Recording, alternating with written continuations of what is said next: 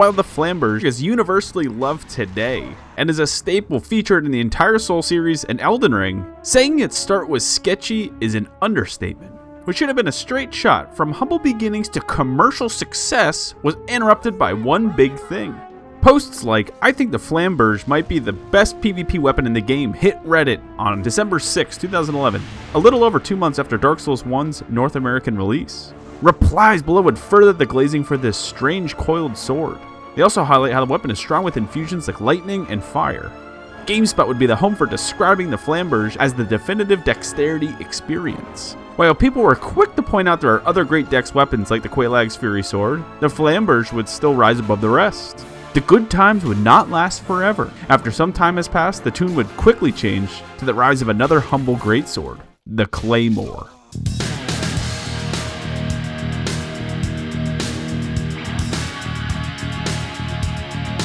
While the size of the Dark Souls Claymore would be considerably smaller than Demon Souls Claymore, it still cast a mighty shadow on the Flamberge. This post from early 2012 really shows the initial hype for the Claymore. User Take Rulers was doing a quick sanity check to see the community's temperature for the Claymore. Every single voice in this board vehemently defends the Claymore. Except for Blade Knife here, who says heavy weapons aren't good in PvE. This guy's such a dumbass. The community highlights not only the high ceiling damage that the weapon carries, but also the low barrier to entry, making it a great noob option. Now, what does this have to do with the Flamberge? The feelings during this time period are captured excellently with the countless GameSpot and Reddit threads comparing the Flamberge to the Claymore. The Flamberge is just unable to get a spotlight of its own, but why? Let's hop into the game and take a deeper look. Many new players skip this weapon entirely just because of its strange acquisition. What you're seeing on screen is the first ever post about the Flamberge in Dark Souls 1. That isn't just a list of weapons. This was posted on October 14th, 2011, just 10 days after the Dark Souls 1 release. The users state correctly that yes, you can either get it from the Man Serpent's Incense Fortress or from Shiva of the East after he relocates to Blighttown. Well, now that it's in our hands, what do we got? The unupgraded base damage comes in at a flat 100 physical damage. At the plus 15 regular path, we end up with 250 physical damage, right behind the Claymore's 257 damage. The scaling is where the magic happens though. I can't believe the early game prowess this weapon has. I 5-shot the Bell Gargoyle frames before the second one spawned. Where other greatswords scale either exclusively with strength or very little with dexterity, the Flamberge scales well with dexterity, giving it a B grade, increasing the AR by an additional 70% with dexterity alone. This is unheard of with the greatsword class and usually is kept to smaller, faster moving weapons.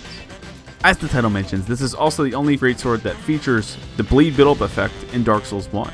This is also something that's usually exclusive to smaller, faster weapons such as the Bandit Knife, Chaos Blade, and other nimble weapons. This is another welcome addition to the toolkit the Flamberge brings to the table. Along with unique scaling and bleed comes a one-of-a-kind moveset. The one-hand and two-hand light attacks are your standard greatsword 30-degree swings. Nothing special here.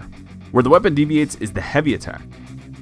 Both in the one-hand and two-hand orientations, there's a short pause and the weapon unleashes a savage overhead arcing attack. This is super useful for when cheese balls are trying to backstab fish and other shenanigans. Guys, I'm sorry you gotta see this. This is so pathetic. The heavy attack is complemented nicely if you engage with a running attack, allowing enough time for a follow-up of a heavy attack. The reach of this weapon is almost identical to the Claymore. Overall, the weapon is a relatively light, enchantable greatsword with low stat requirements. Is it better than the Claymore? In some respects it is. The bleed and harder scaling with dexterity makes it attractive for a dexterity build. That being said, the Claymore has a higher base damage, slightly better moveset with a thrust attack, and suits a strength and dexterity build quite a bit more. It really depends on your build. The Claymore will do better with strength, the Flamberge will do better with dexterity only. Surprisingly, it took over 2 weeks for the first article to hit the internet reviewing the Dark Souls 2 Flamberge, even though in the base game it's able to be picked up in the Drangelic Castle from Chancellor Welliger. In Scholar of the First Sin, it's able to be picked up much earlier in the Huntsman's Corpse.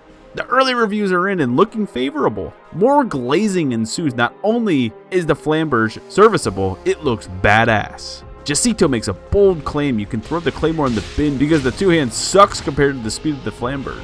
And it's true. Dark Souls 2 would take the aspects of the Dark Souls 1 Flamberge and crank it up to 11. While the base damage would remain the same at 250 physical damage, the scaling and dexterity would be maxed out to S-grade scaling. Don't get me wrong, I think the length and the girth of the Dark Souls 1 Flamberge is more than sufficient. I would even go to say it's large. However, Dark Souls 2 would take the existing length and pump it up by a noticeable margin. Assuming the player character model in Dark Souls 1 and Dark Souls 2 is 5'9", the Dark Souls 1 version would stand around 5 foot, whereas the Dark Souls 2 version would come in at an impressive 6'8". This pushes the length even further than the historic German Zweihander, which usually topped out around 6 foot. The developers of Dark Souls 2 intended the Flamberge to be a high-pressure tool, rather than just a jousting tool in the previous game. They achieved this by blessing this version of the sword with 110 counter damage, which is exceptionally high for a greatsword. To top it all off, it kept its innate bleed damage as well. You could push things even further by infusing it with the bleed stone, giving it one of the highest bleed damage weapons in the entire game. While the bleed in general was nerfed from Dark Souls 1 health chunking abilities to Dark Souls 2 smaller fixed health percentages, bleed is still decent in PvP, where stamina of the target is also temporarily reduced. I personally used this weapon in my second Dark Souls 2 playthrough, and it was a beast. I was rolling around with dual Mithra's daggers for the toxic buildup, and would follow up with the Flamberge to apply even more pressure to a difficult situation. Dark Souls 3 takes the philosophy of the Dark Souls 2 Flamberge and flips it completely on its head.